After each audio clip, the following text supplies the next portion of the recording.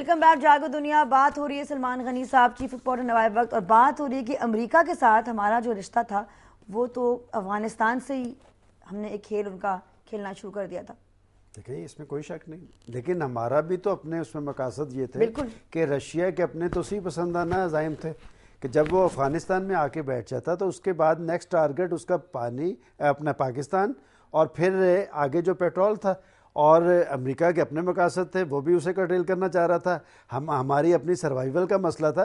लेकिन इस खित्ते में अगर आप दहशतगर्दी की तहरीर उठा के देखें तारीख़, तो इसका मंबा जो है वो तो अमेरिकन हैं। ये जो कलाशंकोव कल्चर आया था वो कहाँ से आया था, कलाशंकोव कहाँ की बनी हुई थी, ये सारा कुछ वहाँ से शुरू हुआ। और बदकिस्मती ये है कि हमने अपने कौमी, आप दुनिया के अंदर देखें कि हर मुल्क पहले अपना मुफाद देखता है, उसके बाद दीगर अक़वाम के मफादात को देख के अपनी स्ट्रेटजी तय की जाती है। और हमारी बदकिस्मती ये है कि हम पहले अमेरिका के मफादात देखते हैं, और उसके बाद वो जो दहशतगर्दी की जंग थी 9/11 के बाद जो अमेरिका की जंग थी वो अब हमारी जंग बन गई। और हमारे गली मोहल्ले, हमारा सारा सनती अमल, हमारा तजारती अमल, हमारी सारी एक्टिविटी उसकी वजह से पामाल हुई है, और आज बेरोजगारी उसकी वजह से आम हो रही है। सलाम जागो दुनिया, वालेकुम अस्सलाम। फैजान कराची से। करंट अफेयर्स पे सलमान गनी का एनालिसिस बहुत ही ज़्यादा अच्छा होता है। क्या बात है फैजान, थैंक यू सलमान। सलाम जागो दुनिया, वालेकुम अस्सलाम। अली रऊफ लाहौर से। किसी भी मुल्क में जमहूरियत तब तक कायम नहीं हो सकती जब तक पॉलिटिशियंस और पॉलिटिकल पार्टीज पर्सनल इंटरेस्ट को नेशनल इंटरेस्ट पे तरजीह देते रहेंगे। इसमें कोई शक नहीं, और इसी वजह से सियासी जमातें कमज़ोर हुई कि सियासी जमातों के अंदर तो खुद डेमोक्रेसी नहीं है कि आप बंदों को नामजद कर देते हैं।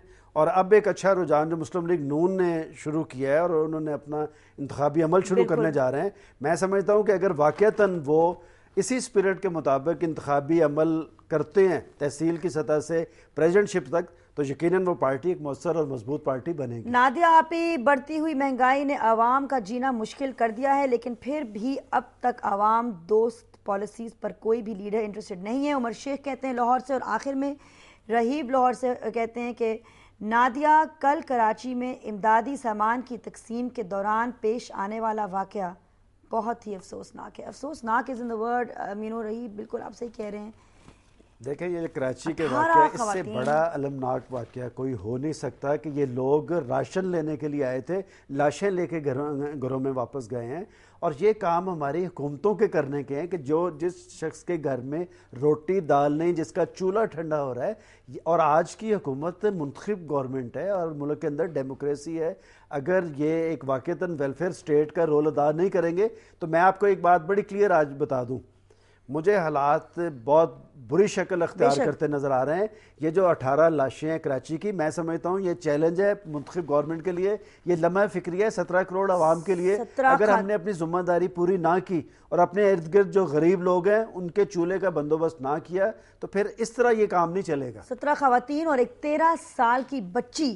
लेकिन ये देखिए कि जो इफ्तिखार मोहम्मद साहब थे वो तो नेकी कर रहे थे, उनकी तो नीयत नेकी थी और बड़े सालों से ये इमदाद देते रहे हैं। इन्होंने पकड़ के उन्हें अंदर कर दिया, लेकिन मैं समझता हूँ अदलिया ने आज उनकी जमानत ले ली है। जमानत तो ले ली है, लेकिन मेरे ख्याल में ये बात बहुत अहम है कि अब ये बात वाज़ेह हो गई है कि अब जो सूरत हाल और अब महंगाई की वजह से जो सूरत हाल पेश आ गए हैं मुल्क में, और जो एक डेस्परेशन आ गई है। कराची में वाकया नहीं, ये पाकिस्तान के 3-4 और शहरों में भी के लाइनों में लोग बेहोश हो गए, बेहोश में मर गए हैं। और ये बहुत ही ज्यादा एक अहम चीज है कि अब हमें हम किस तरीके से तकसीम करते हैं। बेशक हमारी नीयत अच्छी हो, लेकिन इमदाद तकसीम करने के तरीके, जो इंतजामात हैं, उनके बारे में हमें बहुत बहुत बहुत गहरी तरह सोचना पड़ेगा, क्योंकि अब वो वक्त नहीं रहा है कि आप जाके बस। मैं समझता हूँ कि अगर इस सारे कामों के लिए जो आप बता रही हैं कि आप एक पार्लियामेंट नामी चीज़ भी इस मुल्क के अंदर मौजूद है कि अगर आप पार्लियामेंट के अंदर कुछ चीज़ें तय करें, आप बैठ के कुछ लोगों को रिलीफ दें। आप हर चौथे दिन उन पे एक बम मारते हैं, कभी महंगाई की सूरत में, कभी पेट्रोल की सूरत में, कभी बिजली के झटके उन्हें दिए जाते हैं, तो फिर इस तरह सूरत हाल नहीं रहेगी। ये वाक़यात होते रहेंगे, इन वाक़यात का सदेबाब नहीं है। मैं आपकी राय जानना चाहती हूँ नाजरीन के जो अगर हम लोग इमदाद देना चाहें, अगर गवर्नमेंट या कोई प्राइवेट पार्टी कुछ नेकी करना चाहे तो किस तरह से करे ताकि ऐसे वाक़यात दोबारा ना हो, किस तरह से चीज़ें बांटी जाएं ताकि एक झड़प्पर में, ये भागम भागी में सफोकेशन ना हो और लोगों की जानें ना जाएं। तो ये क्या तरीका हो सकता है, आपकी राय में जानना चाहती हूँ। प्लीज़ मुझे बताइएगा कि हम तकसीम कर सकें इमदाद इन अ सिविलाइज्ड वे और इन अ वे कि किसी की जान ना जाए, उनको बल्कि इमदाद मिले और प्रॉफिट ही मिले। वैसे तो ऐसी मदद के लिए इस्लाम और ख़ास तौर पे आप देखें कि हजूर ने कहा था कि जब किसी की मदद करें तो आपके दूसरे हाथ को भी खबर नहीं होनी चाहिए। मैं समझता हूँ कि जो सूरत हाल पाकिस्तान के अंदर बन गई है, हालात बहुत नाजुक हैं, लोगों की हालत ज़ार में बेहतरी की बजाय तो कुछ होना था, इस वक्त तो दाल रोटी का मसला बन गया है। और हुकूमतों को चाहिए कि खुदा करे कि ये होश के नाखुन लें, इनकी रिलीफ का कोई बंदोबस्त करें। ये जो लाइनें लगा के उनका तमस्खर उड़ाया जा रहा है, ये बंद करना चाहिए। ये काम देखें, इंडिविजुअल अगर ये काम कर रहे हैं कि लोगों के लिए राशन का बंदोबस्त कर रहे हैं, उनका चूल्हा जलता रहने का बंदोबस्त कर रहे हैं, तो अरबों रुपए की सब्सिडी अगर दी गई है तो इसका कोई तरीक़ेकार जो है वो वज़ा करें, और तरीक़ेकार वज़ा वही बेहतर होगा जो आपके मुंतखब ऐवानों के अंदर हो। Absolutely, thank you so much Salman Gani साहब। हमारा सेगमेंट क्लोज हुआ चला नाजरीन, और अब हमारा अगला सेगमेंट सलमान गनी साहब का रोज़ा लगे ना आपको, मुझे रोज़ा नहीं लगता, नहीं लगता। फूड ऑफ द वीक का सेगमेंट है, और फूड ऑफ द वीक जो इस हफ्ते मेरी दोस्त समी मुमताज़ हमें सिखा रही हैं खीर। और ये सिर्फ कोई आम खीर नहीं है, ये ऑर्गेनिक ब्राउन राइस की खीर है जिसमें ब्राउन शुगर भी इस्तेमाल की हुई है, और अनबिलीवेबल किस्म की खीर है। ये इतनी मज़े की खीर है कि आप बेहोश हो जाएंगे, और मेरे बच्चे तो 3-4 ये खा जाते हैं। और ये सेहतमंद भी है और सेहत के लिए भी बहुत अच्छी चीज़ है। और दूसरा ये आपको दिखाएंगी आलू बुखारे का शरबत। अब क्या कमाल की चीज़ें ये रोज़ा खोलने के लिए। देखिएगा समी मुमताज़ का फूड ऑफ द वीक, ये खीर और आलू बुखारे का शरबत।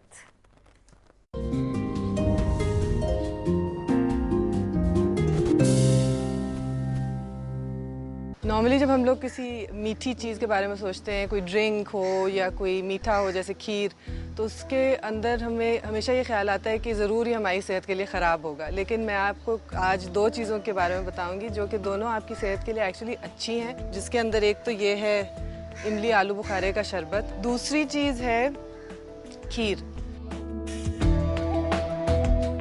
गर्मियों में, रमज़ान में दिल चाहता है ठंडी मीठी चीज़ पीने का। इसके अंदर जो बहुत बेसिक चीज़ें हैं, इमली है, और साफ़ सुथरी सी इमली अगर आप ले लें, हम वज़न इसके आप ले लें ड्राइड सूखा हुआ आलू बुखारा, और सफ़ेद चीनी के बजाय आप ब्राउन चीनी इस्तेमाल करें। बस ये 3 चीज़ें हैं, और पीने का साफ़ पानी। मैं तो ये करती हूँ, इन दोनों चीज़ों को एक रात पहले भिगो देती हूँ पानी, उसी साफ़ पानी में, और जब सुबह इनको लेके और छन्नी के थ्रू, जब ये भीगी भी होती हैं तो काफ़ी नरम हो जाती हैं दोनों, तो छन्नी के थ्रू इनको बहुत आराम से ऐसे करके मलेंगे तो उसका थोड़ा थोड़ा उसकी जो थिकनेस है और गूदा है वो भी आएगा, जो कि अच्छा लगता है उसका जायका भी। और उसके बाद जो आपके पास आएगा यहाँ पे इमली और आलू बुखारे का पानी, उसके अंदर आप शक्कर हस्बे जायका, किसी को ज़्यादा मीठी पसंद होती है, किसी को कम, बस ये आपका शरबत तैयार है। उसके बाद आप इसको ठंडा करके पियेंगे तो ज़्यादा मज़े का लगेगा, क्योंकि इसमें इमली है जो कि ठंडी तासीर होती है इमली की, आलू बुखारा है जो कि ड्राइड, उसके अंदर आयरन होती है जो कि कब्ज़ कुशा होता है। इसलिए इन इस तरह की जो नेचुरल इंग्रेडिएंट्स वाली चीज़ें होंगी वो सिर्फ आपको एक टेम्पररी या आर्जी लुत्फ़ नहीं देंगी, उसका एक्चुअली आपकी सेहत पे अच्छा असर भी होगा। खीर बनाने के लिए मुझे ज़्यादा इंटरेस्ट एक तो ये होता है कि उसके अंदर अज्जा क्या जा रही हैं। सबसे पहले ये कि अगर आप चावल की खीर बना रहे हैं तो खीर के लिए जो आप चावल इस्तेमाल करें या चावल का आटा मैं इस्तेमाल करती हूँ, उससे काफ़ी स्मूथ बन जाती है, फिरनी टाइप खीर बन जाती है। अगर मैं 2 किलो दूध इस्तेमाल कर रही हूँ तो 2 बड़े चम्मच, यानी इस तरह के भरे हुए 2 चम्मच इसके चावल के आटे के इस्तेमाल करूँगी। मुझे मीठा ज़रा कम पसंद है तो मैं 2 चम्मच ही इसके चीनी के भी डाल लेती हूँ। कई लोगों को ज़रा ज़्यादा पसंद है तो वो इक्वल अमाउंट्स ना डालें चावल और शक्कर को 1.5 गुना डाल सकते हैं। ये मिट्टी की हांडी है जो कि अंदर से ग्लेज्ड है और बाहर से वैसे ही है।